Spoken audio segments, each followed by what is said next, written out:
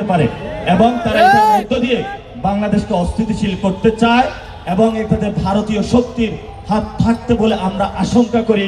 কারণ যেখানে আমাদের সীমান্ত নেই, নিরাপদ একটি সীমান্ত, প্রতিনিয়ত মানুষ মারছে, সেখানে আমার হাদি ভাইদেরকে যারা খুন করেছে সেখানে ইন্ডিয়ান কোনো এজেন্ট থাকবে না, সে আশঙ্কা উড়িয়ে দিচ্ছি না আমরা। প্রিয় উপস্থিতি, আমরা যেমন হাদি ভাইয়ের বিচার চাচ্ছি, সাথে সাথে গতকালকে যে হামলা হয়েছে ন্যাক্কারজনক হামলার তদন্ত এবং বিচার চাচ্ছি। যারা এই হামলা ঘটিয়েছে তাদেরকে দ্রুত বিচারের মাধ্যমে আনার আমরা আহ্বান জানাচ্ছি। সাথে সাথে সরকার একটা ভয় পাচ্ছে তারেক রহমানকে, যে এই তারেক রহমানের চাপে সরকার হলো ব্যালেন্স হারাইয়া পেলে কখনো আমাদের উপর অস্ত্র চালায়, কখনো সরকার নিজের উপরে অস্ত্র চালায়। আমি সরকারকে আহ্বান করব, ভয় পাবেন না, তারেক রহমান একটা কাগজে বাঘ, এটা আসল বাঘ না। টাইগার যদি বলেন তাহলে ইনকিলাব মঞ্চের বাইরা থাকবেন। যদি আর হামলা করতে আসেন এই রয়্যাল বেঙ্গল টাইগারদের উপরে যদি হামলা হয়, বাংলাদেশের মানুষ কিন্তু বসে থাকবে না ইনশাআল্লাহ। এই যে সরকার মনে করে যে না কোনো পারমাণবিক বোম, আর তারেক রহমান একটা বেলুন, একটা সুই দিয়ে থাকবেন, এটাতে একটু টোকা দিবেন, এটা ফুস হয়ে যাবে। আমরা সরকারকে আহ্বান জানাবো, ইউনূস স্যার আপনি ভয় পাইতে পাইতে লন্ডন চলে গিয়েছিলেন, ওইখানে একটা চুক্তি করলেন বিএনপি এবং সরকারি প্যাডে যে বাংলাদেশে ইলেকশন হবে। কই আমরা তো এই শব্দটি শুনলাম না যে সুষ্ঠু একটি ইলেকশন প্রয়োজন। আমরা গণতন্ত্রকে রক্ষা করতে চাই।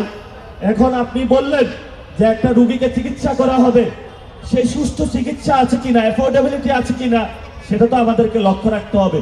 তো যেই নির্বাচনের জন্য তারেক রহমানকে নিয়ে আসার জন্য এত আয়োজন, বিএনপিকে নিয়ে আসার জন্য এত আয়োজন, সেটা তো আসলে কোনো গণতান্ত্রিক কোনো ইলেকশন হলো না। এটা ইলেকশনের নামে তারেক রহমানকে নিয়ে আসার জন্য নির্বাচন কমিশন কর্তৃক একটি সিলেকশনের মধ্যে এই সরকার যাচ্ছে। এবং আপনারা জানেন ইলেকশন কমিশন দ্বৈত নাগরিক এবং যারা ঋণ খেলাপি তাদের নমিনেশন বাতিল করার কথা, কিন্তু ছাত্রদল এই সন্ত্রাসী সংগঠন, যুবদল সন্ত্রাসী সংগঠন, তারা ইলেকশন কমিশনের সামনে গেল, গিয়ে একটি মব করলো। মব করার মধ্য দিয়ে এই ঋণ খেলাপি এবং যারা দুর্নীতিবাদ চাঁদাবাজ এদেরকে সংসদে নিয়ে যাওয়ার ব্যবস্থা করলো। ওসমান হাদি ভাই একটি কথা বলেছিলেন যে উনি বেঁচে থাকতেন যদি এই চাঁদাবাজ সন্ত্রাস দুর্নীতিবাদ তাদেরকে সংসদে দেখলে উনি তাদের ঘুম হারাম করে দিতেন। কিন্তু ওসমান হাদি ভাইয়ের অনেক সহযোদ্ধা পৃথিবীতে এখনো বেঁচে আছে, যারা চাঁদাবাজ সন্ত্রাস দুর্নীতিবাদ। আপনারা মনে করবেন যে এক ওসমান হাদি চলে গিয়েছে, আপনারা খুব আরামে থাকবেন, লাভ নাই।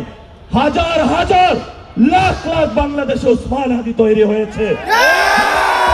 ঘুম নয়, আপনারা যদি জেগে থাকেন আপনাদের জাগনাও তারা হারাম করে দিবে ইনশাআল্লাহ। যদি তোমরা মৃত্যুবরণ করো চাঁদাবাজি করে, সন্ত্রাসী করো, কবরের উপরে কি আমরা লিখে দিব এই হলো চাঁদাবাজ, এই হলো সন্ত্রাস। মীর জাফরের উপর কবরের উপরে লিখে দেওয়া হয়েছে। শেষ কথা, নির্বাচন কমিশন তারা ইলেকশনে গোল দেওয়ার চেষ্টা করতেছে, সিলেকশনের নামে তারেক রহমানকে আনার চেষ্টা করতেছে। এবং গতকালকে ন্যাক্কারজনক ভাবে মিডিয়া ভাইদের উপরে হামলা হলো। আগে দেখতাম মিডিয়া ভাইরা প্রেস ক্লাবের সামনে দাঁড়িয়ে যেত, এখন কেউ দাঁড়ায় না, কারণ জানের ভয়, রিজিকের ভয়। আজকে দাঁড়াইছে, কিন্তু পুরো বাংলাদেশে যারা সাংবাদিক ভাইরা আছেন, একদিকে তো আপনাদের বেতন দেয় না, এখন আরেকদিকে হলো রাস্তা নিয়ে আপনাদেরকে পিটাচ্ছে। তো বাংলাদেশে আপনাদের আসলে কোনো নিরাপদ জায়গা নাই। আপনারা দাঁড়াবেন, ওসমান হাদি ভাইয়ের এই লড়াইটা চালিয়ে যাবেন। আজকের যারা প্রোগ্রাম আয়োজন করেছেন এবং এখানে বিশিষ্ট অনেক ব্যক্তিবর্গ রয়েছেন, রাজনীতিবিদ রয়েছেন এবং ডাকসুর নেতৃবৃন্দ রয়েছেন, সকলকে ধন্যবাদ। গতকালকেও ওনারা ডাকসু থেকে প্রোগ্রাম আয়োজন করেছেন, ওনাদের যে আজাদী সংগ্রাম এটা চালিয়ে যাচ্ছেন। আমাদের কর্তব্য হলো ভাইদের সাথে থেকে আজাদীর সংগ্রাম চালিয়ে যাওয়া, এবং রাজপথে যদি কোনো ভাই আক্রান্ত হয় আমরা ইনশাআল্লাহ বুকে আগলে রেখে তাদেরকে রক্ষা করব। ইনকিলাব মঞ্চের